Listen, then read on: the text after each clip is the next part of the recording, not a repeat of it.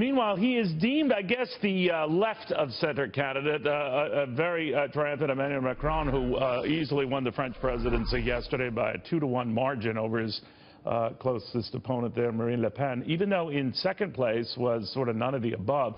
But having said that, the protesters are building because of the 39-year-old future president, by the way, I think takes office on Sunday.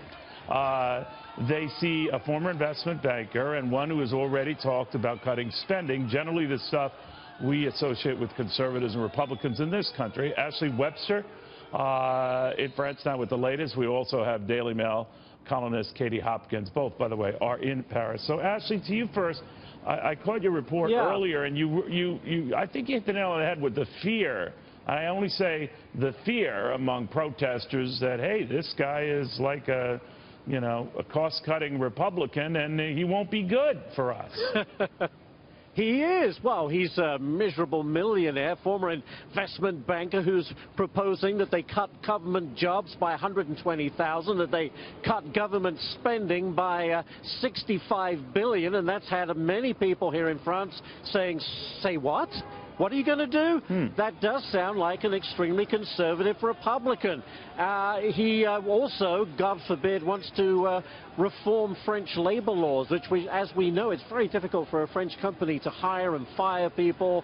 Also, very strict regulations on the number of hours that can be worked in a day. You start messing with that, and you're going to get protests in the streets. And yes, he won the election, Neil, but he's not a friend of, let's say, the trade unions and those on the left.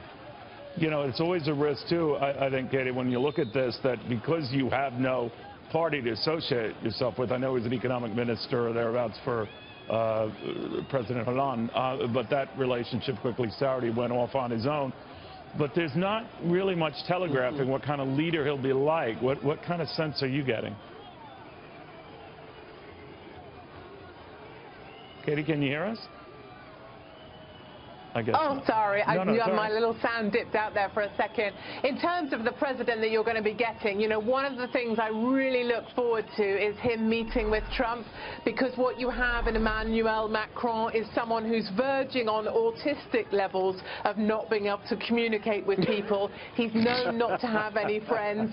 He doesn't know how to handle a regular conversation. So the idea that he's going to meet this man mountain of humanity that is Trump, it's going to be horribly, horribly awkward. I reckon even more awkward than the meeting with Merkel. But I've just run here from the protests that are gathering from La Bastille, about 1 million+ people. And these aren't right-wing individuals. This isn't the Front National.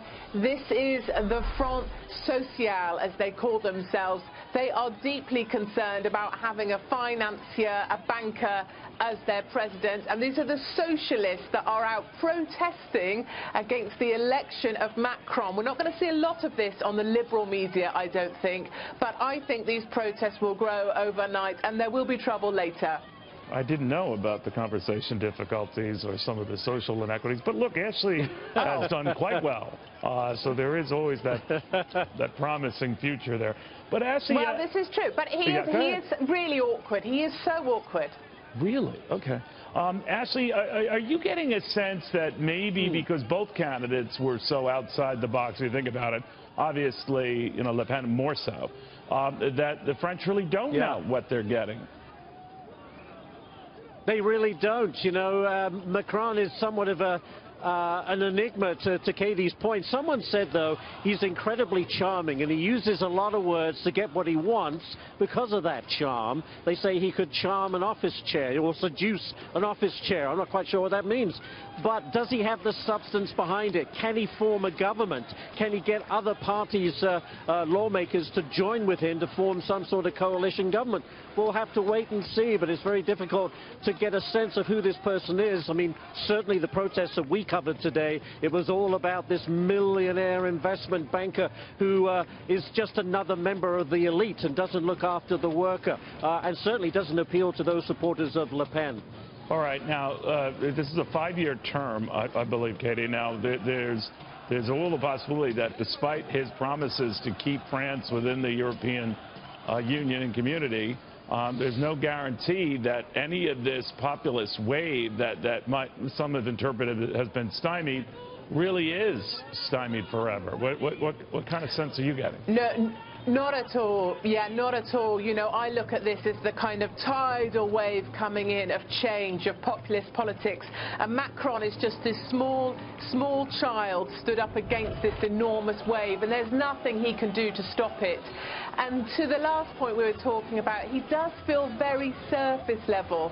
This is politics that is only skin deep. There's nothing really authentic to hold on to. I was at the celebrations at the Louvre last night, and before I'd even got through the door, you know, I'd been given 2 T-shirts with Macron on and a flag to wave. And when the cameras came on, the people waved their flags, even though they didn't really know what they were waving for. It all looks very pretty. It looks very polished. But behind that, there's just a 39-year-old little boy who's married to his nan, who has no friends, who has no party, and has no representatives to put up for the legislature. I just don't see this lasting very long. He even walked up on stage to the EU national anthem. It made me shiver and shudder as a Brexiteer. Terrible. All right, I'm going to put you down as a maybe on him, Kate. But we'll see. That could always change. All right, guys, thank you. Very good.